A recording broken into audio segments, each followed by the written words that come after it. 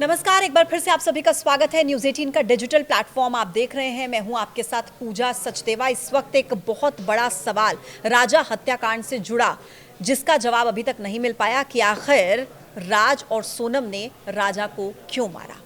लगातार परिवार के लोग भी यही सवाल पूछ रहे हैं, लेकिन इस बीच हर रोज नए नए खुलासे हो रहे हैं। आज इस पर विस्तार से हम चर्चा करेंगे। मेरे साथ मेरे वरिष्ठ सहयोगी अंकुर त्यागी इस वक्त मौजूद है। अंकुर जी, सबसे पहला सवाल ये कि इस सवाल का जवाब मिल नहीं पा रहा है कि राजा को आखिर मारा क्यों गया, और इस बीच राजा के भाई का ये कहना है कि सोनम और राज ड्रग्स लेते थे। हाँ बिल्कुल, ये अजीब सी बात निकल के सामने आई है, क्योंकि आप ये देखिए, ये जो मर्डर मिस्ट्री है इतनी उलझी हुई नज़र आ रही है कि रोज़ एक नया खुलासा हो जाता है। अब उन्होंने आरोप लगाया है उनके भाई ने, राजा रघुवंशी के, कि दोनों ड्रग्स लेते थे और शायद इस ड्रग्स की लत में ही उन्होंने मर्डर किया हो। ड्रग्स का लत होने का मतलब ये है कि एक आदमी की जो सेंस होती है सोचने की कि भाई सही क्या है, गलत क्या है, जुर्म अगर मैं कोई करूँगा तो उसकी सज़ा मुझे कितनी मिल सकती है। तो शायद इन्होंने, जैसा ये इनका कहना है, इनके भाई का राजा के, कि ड्रग्स लेते थे और ड्रग्स के चक्कर में ही इन्होंने जो है राजा रघुवंशी का कत्ल किया है। लेकिन नार्को टेस्ट की मांग लगातार की जा रही थी, और इस बीच शिलोंग पुलिस ने यह भी कह दिया कि नार्को टेस्ट की जरूरत इसलिए नहीं लगती क्योंकि सोनम और राज ने जो भी किया है वो कबूल कर रहे हैं, और ये सच भी है, उन्होंने कबूल भी किया है। अब क्या लगता है इस केस में, और बाकी क्या रह जाता है? देखिए, इसमें मुझे नहीं लगता कि नार्को टेस्ट की ज़रूरत पड़ेगी, क्योंकि जो एविडेंस थे ज़्यादातर पुलिस ने जुटा लिए। अब जैसे क्या थे, एक तो सीडीआर था, यानी कि जो मोबाइल फ़ोन पे जब जब बात हुई, लोकेशन हुई, एक वो सबूत है। दूसरा सबूत है हथियार, वो भी बरामद हो चुका है। तीसरा सबूत है जो बैग, पैसे और एक पिस्टल और एक लैपटॉप, इनमें से भी काफ़ी चीज़ें बरामद हो चुकी है। प्लस गवाह यानी कि जहाँ आके रुके वो, जहाँ उन्होंने साजिश की और हत्या के बाद छुपे, वो भी गवाह हैं। और 2-3 लोग जो शिलोंग में गए थे, पुलिस के पास उनका भी सबूत है, चाहे वो डिजिटल के तौर पे हो या फिर उनके वीडियोस फुटेज हों, सीसीटीवी फुटेज हों।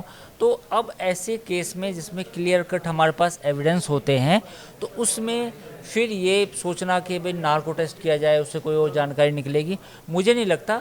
पर्याप्त सबूत हैं, अगर अदालत में भी पेश किए जाएंगे तो इन सबूतों के आधार पे केस आगे बढ़ सकता है, उसमें कोई दिक्कत नहीं ठीक है। लेकिन इस पूरे केस में एक बात जो मुझे पर्सनली बहुत अजीब सी लगती है वो ये है कि आपने देखा कि सोनम का साथ देने के लिए जो लोग सामने आए, एक प्रॉपर्टी डीलर शिलोम जेम्स का नाम उसमें है, और बाकी आरोपी भी हैं, विशाल आनंद, और अलग अलग आरोपियों के जो नाम है जिन्होंने साथ दिया सोनम का। सोनम की उम्र बहुत कोई ज़्यादा नहीं है।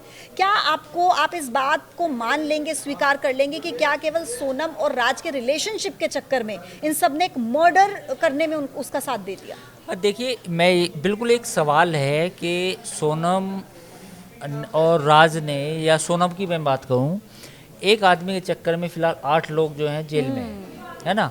ये अजीब सी कहानी है। और इसमें जो आपने कहा कि देखिए, मुझे लगता है कि जो शिलोम जेम्स हैं और देवेंद्र तोमर जो उनका नहीं, लोकेंद्र तोमर जो उनका नाम है, वो तो खैर एविडेंस मिटाने के आरोप में है।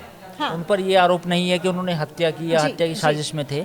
उन्होंने एविडेंस जो मिटाए और जो सबूत थे उनके साथ छेड़छाड़ की, उन पर तो उनका केस चलेगा। लेकिन ये जो बाकी लोग हैं, जिसमें से 2 गवाह पलट भी गए हैं आज अदालत में 2 गवाहों ने कहा कि भाई, 2 आरोपियों ने कहा बेसिकली, जो राज के जो साथी थे आनंद और एक दूसरे और हैं, उन्होंने कहा कि हमने हत्या नहीं की। तो मुझे लगता है कि ये मामला जो लास्ट में आके टिकेगा वो राज और सोनम के ऊपर ही टिकेगा। तो इसमें जो बाकी लोग हैं, जैसे लोकेंद्र की बात कर लें या हम शिलोम की बात कर लें, तो उन पर केवल जो सबूतों के साथ छेड़छाड़ है उनका ही केस चलेगा। लेकिन अगर ऐसा हुआ है कि कोर्ट में आकर आरोपियों ने इनकार कर दिया है, वो अपनी बात से पलट गए, तो आपको नहीं लगता कि पुलिस को कहीं ना कहीं गुमराह करने की भी कोशिश हो सकती है? ये नहीं, गुमराह करने की कोशिश तो बिल्कुल करेंगी, क्योंकि दोनों ने जब राज से पूछा तो राज ने कह दिया कि ये तो सोनम ने मर्डर, मास्टरमाइंड वो थी। सोनम से पूछा पुलिस ने तो फिर राज का नाम लिया। फिर पुलिस ने दोनों को आमने सामने बैठाया। आमने सामने बैठाने पे फिर पुलिस के सामने सच्चाई और सामने आई। तो ये तो बचने के लिए दोनों करेंगे, इसमें कोई दो राय नहीं है। तो लेकिन मुझे लगता है कि इसमें जो मुख्य आरोपी बनाए जाएंगे वो राज और सोनम ही बनाए जाएंगे, और बाकी जो है वो साजिश में साथ देना, मर्डर की प्लानिंग में साथ देना, सबूतों के साथ छेड़छाड़ करना, बाकी लोगों के जो खिलाफ केस होगा वो इस तरह चलेगा। और क्या इसके पीछे कारण, आप इस बात को स्वीकार करते हैं कि सोनम और राज, जैसा कि वो कहते हैं कि हम एक दूसरे से प्यार करते थे, इस वजह से राजा को मार दिया? हाँ बिल्कुल, अभी मोटिव तो यही नज़र आ रहा है, इसके अलावा कोई मोटिव नहीं है। क्योंकि कोई भी थ्योरी आप देखिए, एक थ्योरी होती पैसा, पैसे की कोई थ्योरी सामने नहीं आई। एक प्रॉपर्टी हो सकता था कि क्या कोई प्रॉपर्टी के चक्कर में मारा गया। तो जब भी कत्ल किया जाता है तो एक अदालत भी जानने की कोशिश करती है कि मोटिव क्या था जी, यानी कि मकसद क्या था। अब इस पूरे जो भी हत्याकांड हुआ, इसमें मकसद सामने सिर्फ और सिर्फ ये नज़र आ रहा है कि राजा बीच में, इन दोनों के बीच में आ गए थे, जिसलिए उनको रास्ते से हटाना मोटिव था। ठीक। पैसा नहीं आया सामने, कोई प्रॉपर्टी का चक्कर नहीं आया, कोई लेन देन नहीं आया, कोई किसी और तरीका कोई ब्लैकमेलिंग या एक्सटॉर्शन सामने नहीं आया।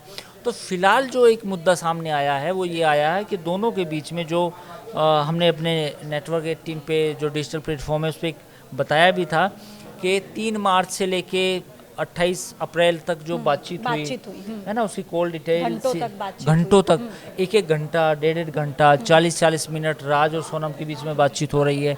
तो इतनी लंबी बातचीत, दोनों कहीं ना कहीं निकट थे, दोनों के बीच में कुछ ना कुछ था, तभी इतनी लंबी बातचीत होती है। तो मोटिव वही था कि मोटिव दोनों के बीच में प्रेम प्रसंग था, जिसके चक्कर में राजा का मर्डर हुआ। बहुत शुक्रिया आपका अंकुर जी। तो आप राजा हत्याकांड को लेकर क्या सोचते हैं? अभी तक जो भी अपडेट सामने आए उसको लेकर क्या सोचते हैं? अपनी राय कमेंट बॉक्स में हमें ज़रूर बता सकते हैं। इस वीडियो में इतना ही, फिर मिलेंगे आपसे नए पॉडकास्ट के साथ। देखते रहिए न्यूज़ 18। नमस्कार।